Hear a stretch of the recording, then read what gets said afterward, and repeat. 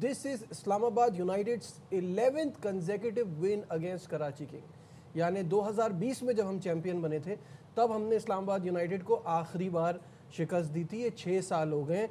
कुछ तो वो हमारे खिलाफ बहुत अच्छी प्लानिंग से आ रहे हैं, कुछ तो अच्छा कर रहे हैं कराची के अगेंस्ट। क्रिकेट अच्छी खेल और कराची की बैड लक के वार्नर साहब नहीं खेले ऑफ कोर्स, क्योंकि जो कैप्टनसी वार्नर के अंडर मैंने देखी है बहुत बड़ा फ़र्क है नजीब, बहुत बड़ा फ़र्क है। ये नहीं कि मोइन को आती नहीं है, लेकिन जिस तरह वो चेंजिंग करता है ना बॉलर्स को, किस टाइम लाता है, जंपा को स्पेशली जिस तरह वो यूज़ करता है वो मोइन नहीं कर पा रहा है। और सबसे बड़ी बात है बैट्समैनशिप। आपने अभी बताया इंट्रो में रज़ा हेंड्रिक्स ने 51 करे, मेरे हिसाब से फजूल करे। हाँ, उसका मतलब जो बहुत स्लो हो T20 की क्रिकेट जो डिमांड है वो उस तरह नहीं। आप जब 20 रन कर लेते हैं फिर तो आपको अपनी मर्जी से खेलना होता है ना। जैसन रॉय ने अच्छा इम्पैक्ट डाला है पहला ही मैच खेल के, जिस वे में वो खेला उसका उससे देख के अच्छा लगा। और मोइन अली को ऊपर आना चाहिए। ये 7 नंबर पे बैटिंग करने का क्या फ़ायदा, क्या मतलब वो ऐसा प्लेयर है जो लेफ़्ट राइट कम्बिनेशन भी सूटेबल है टीम के लिए और बड़ी हिट आउट भी मारता है एक दो ओवर सेट होके। तो उसका 7 पे आके 4-5 बॉलें खेलना ये क्रॉस कर गया। और बाकी कल का जो मैच था वो टॉस फैक्टर बड़ा था। ये पिचेस अप टू मार्क नहीं है यार। चले पिचेस पे बाद में आते हैं उनकी। अगर हम इस्लामाबाद की बैटिंग की बात करें तो दोनों ने 36 बॉलें खेली हैं और एक ने 53, एक ने 58। Brilliant performance by the openers, उन्होंने काम ही आसान कर दिया सबके लिए। देखिए बिल्कुल ऐसे ही है और सुमेर की हम जितनी तारीफ़ करें उतनी कम है। पहले मैं रीज़ा की बात करना चाहूँगा कि क्या कल ड्रेसिंग रूम में कोच और कप्तान क्या उनको नज़र नहीं आ रहा था कि रीज़ा कैसे खेल रहा है, उसको बाहर बुला लें लास्ट के ओवरों में। अगर उसने 115 के स्ट्राइक रेट के साथ खेलना, एक बच्चा 140-150 के स्ट्राइक रेट से खेल रहा, उसको बाहर बुला लिया, क्या इसको नहीं बुला सकते थे? क्या टीम फर्स्ट है, क्या प्लेयर फर्स्ट है? पहले तो मुझे ये समझ नहीं आई। और वो बास अफरीदी पीछे है, हसन अली है, आप अगर चांस लेते तो ये ले लेते, शायद रन हो जाते। फिर मोइन अली ने टॉस कैप्टनसी की जो बात हम करते हुए आ रहे हैं, मोइन अली ने ज़्यादा कैप्टनसी इंटरनेशनल क्रिकेट में की है, वार्नर ने इतनी नहीं की हुई। फिर साथ बेग को नंबर 4 पे खेलता हुआ आ रहा, उसको आपने ओपन करवा दी। रीज़ा को क्यों नहीं ओपन करवाई? फिर मोइन अली इतना नीचे है, खुशदिल क्या कर रहा है? फिर आजम ऐसे नहीं खेलता, आजम ऐसे नहीं खेल रहा है। मेरे ख्याल से आजम की जगह मोइन अली को आना चाहिए था। जो उसने हैदराबाद के खिलाफ बैटिंग की थी वो उस वक्त ज़रूरत थी। वो मेरे ख्याल से कैप्टनसी नज़र नहीं आई, कोई अथॉरिटी नज़र नहीं आ रही थी, कोई टीम कराची की लग नहीं रही थी कि ये पहले 3 मैच जीते हुए हैं। तो बहुत सी गलतियाँ की हैं जो आपने क्या 11 मैच कंटिन्यू हारे हैं। इस्लामाबाद एक अलग क्रिकेट खेल के आते हैं, खुद वो अच्छा खेलते हैं, कुछ ये मौका कराची की टीम दे देते हैं जिसकी वजह से जीत नहीं पा रहे। मुझे लग रहा है बहुत गलतियाँ की हैं कल कराची ने जो नहीं होनी चाहिए थी। बिल्कुल बासित भाई, जहाँ तक पिच की बात है ना, तो पिच तो दोनों साइडों के लिए बराबर है ना। मैं पहले मैच को देखता हूँ और फिर दूसरे मैच को देखता हूँ, दोनों में ऐसा हुआ।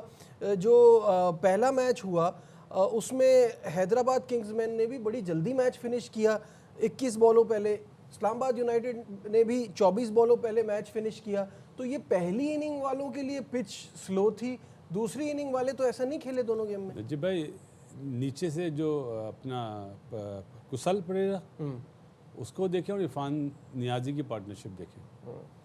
पहले मैच की आपने बात करी ना, वहाँ पे ब्रेक थ्रू मिलता तो वो हैदराबाद मैच हारा हुआ था, 122 पे हारा हुआ था। क्या गलती हुई रिजवान साहब से कि उनके पास और कोई स्पिनर नहीं था। अब वो उन बच्चों से आसिफ आफरीदी को शुरू में करा दिया, उसने 2 आउट कर दिए थे, बाद में कोई स्पिनर आउट नहीं कर सका ना। सही है पहली चीज़। और जो आप दूसरे मैच की बात करें ना, वो 150 का टारगेट था, वो 120 का था, वो फंस गए क्योंकि उनके पास लिमिटेशन, जैसे वो उन्होंने हिलजुल करी है लबोशिंग को ओपन करा के, तो वो रुका रहा। कॉनवाय और अपना समीर मिनास ने क्या करा, अटैक कर दिया। आपने एहसानुल्लाह को क्यों नहीं खिलाया? आप मीडियम पेसर को खिला रहे हैं तो क्या मीडियम पेसर पर इस पिच पे प्रॉब्लम करेगा? लेकिन जब कराची बैटिंग कर रहा था तो 150 भी बड़ी मुश्किल से बने, इनके 150। अरे नजीब भाई 150 नहीं 175 बनने चाहिए थे। जिस तरह की अपना जैसन रॉय ने और हेंड्रिक्स ने पार्टनरशिप करी थी, उसके बाद तो 175 साफ नजर आ रहे थे। वो जैसे ही जैसन रॉय आउट हुआ, रजा हेंड्रिक्स फंस गया, बॉल टू बॉल खेलने लगा। अरे भाई उसने जो एक टारगेट बना के दिया है आपको, उसको एक बंदा तो वो करे, आजम भी फंस गया। तो ऐसा नहीं होता, आपको T20 में एक को तेज़, एक को अगर पिच आपने इंस्ट्रक्शन दिए कोच ने या किसी और ने दिए कि स्टे करना है, तो दूसरा तो मारेगा, दूसरा भी स्लो हो गया तो सही है। कहाँ पे 175, कहाँ पे 150। तो रन्स अगर होते 170-75 तो प्रॉब्लम होती। आपके बॉलर तो बाउंड्री से बच रहे थे ना कि हम इन्हें डॉट बॉल करें। T20 में डॉट बॉल कहाँ होती है पावर प्ले में? पावर प्ले में समीर ने और कॉनवे ने मैच ख़त्म कर दिया आपका। बताइए ना, 5-6 ओवर में कितने रन बने? 72। तो वहाँ उन्होंने वहाँ पे ख़त्म कर दिया match. Kamran, do you agree with this thing कि पिच जो है वो ब्लेम की जा सकती है इन दोनों मैचेस में? दूसरे मैच में नहीं। पहले मैच में आप कह सकते हैं थोड़ी स्लो थी, चैलेंजिंग कंडीशन थी। ऊपर से पिंडी की टीम भी आपको पता है कैसे खेल रही है, उनकी बैटिंग बिल्कुल फॉर्म में नहीं है, उनका कप्तान फॉर्म में नहीं है। सैम बिलिंग ने थोड़े से रन्स किए हैं तो इतने रन्स हो गए हैं, तो वो नज़र आ रहा है। लेकिन ऐसी चीज़ें आ जाती हैं, उसमें आप एटलीस्ट 150 तो आजकल की मॉडर्न डे की क्रिकेट में कर सकते हैं। फिर हैदराबाद की अच्छी विक्ट्री है, उनकी बॉलिंग बड़ा ज़बरदस्त परफॉर्म कर रही है, रिदम में आई है। मोहम्मद अली आप देखें नया बॉल पहला ओवर कर रहा है तो अच्छी बॉलिंग कर रहा है। वो 5वां 6ठा ओवर करने वाला बॉलर नहीं है, अगर उससे करवानी तो नहीं।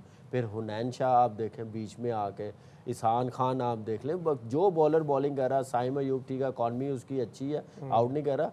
बॉलिंग ने एक रिदम पकड़ा, फिर उसके बाद बैटिंग भी क्लिक कर गई, तीनों मैचेस जीत गए, अच्छी विक्ट्री है। लेकिन जो कराची की टीम की बात कर रहे हैं, लास्ट 5 ओवरों में 28-30 रन बना रहे हैं, 32 रन बना रहे हैं, तो आप फिर कैसे 175 या 180? वहाँ पे तो इजीली 180 बनने चाहिए खुद गलतियाँ की हैं। आप अगर रिजा से नहीं लग रहे थे तो आप बाहर बुला लेते, अब्बास अफरीदी को भेज देते, जैसे आपने हैदराबाद के खिलाफ किया था, तो आप ये डिसीजन ले लेते। फिर यहाँ पे नज़र आता है कि प्लेयर्स को आप देखे डिसीजन लेते हैं, क्रिकेट से बढ़कर नहीं है, टीम से बढ़कर कोई नहीं है। तो इसका मतलब यह है कि वो इंटरनेशनल प्लेयर्स था, इसलिए आपने बाहर नहीं बुलाया। ठीक है, मोइन अली का ये मानना है कि वो जो कारकर्दगी का तसलसल था लाहौर वाला, वो कराची आके उसको बरकरार नहीं रख पाए और बल्लेबाजों को जिम्मेदारी लेना होगी। मजीद मोइन ने क्या कहा ये आपको दिखाते हैं। We just seem to bat very well, or bowl actually very well, and in the field. So we've been pretty poor since we've been here. Generally, we've leaked a lot of runs in the power play. We've also obviously misfielded a lot, but then I thought batting in particular today we were a bit passive and not really taking the game on. And the game is changing all the time, and I think you have to just be a bit braver, I guess, to get those extra runs, even if you lose wickets. He's better today than he was probably 2-3 days ago, and hopefully he'll be ready for the next game. Wasif भाई क्या कहेंगे मोइन की बात पे? एक तो ज़ाहिर है ये तो ऑब्वियसली सबसे बड़ी एक चीज़ है, जब भी डेविड वार्नर इस टीम में नहीं होंगे उनको मिस किया जाएगा, उस पर तो उन्होंने बात की। साथ में उन्होंने कहा कि बैटिंग जिम्मेदारी नहीं ले रही, इनफैक्ट हमने तो बॉलिंग भी इतनी अच्छी नहीं की, ये सब चीज़ों को ठीक करना ज़रूरी है। देखो नजीब, मैच हो गया अब ना, अगर बात होती ना आमने सामने तो फिर सवालात और जवाबात अच्छे होते हैं। अब 7 बैक को ओपनिंग कराने का क्या मतलब था? लेफ्ट राइट कॉम्बिनेशन यही था ना। 7 बैक पहले आउट हुआ या रजा पहले आउट हुआ? 7 आउट हुआ। कौन आया? वन डाउन पे रजा मतलब जैसन रॉय और रजा आया। तो वहाँ पे क्यों लेफ्ट हैंडर नहीं आया फिर? हाँ, जब आपने लेफ्ट राइट किया था। फिर जैसन रॉय आउट होता है, कौन आया? आजम आया। आप ओपनिंग में लेफ्ट राइट कर रहे हैं, सही है, नीचे नहीं कर रहे। मोइन अली को ऊपर आना चाहिए था और 7 को नंबर 4 ही रखना चाहिए था। रजा और जैसे कामी ने बोला, जैसन रॉय से ही ओपन करा के आप आगा को नंबर 3 रखते, 4 पे आप 7 को रखते। एक बच्चा 50 करके आ रहा है, आपने उसको चेंज कर दिया, ओपनर भेज दिया।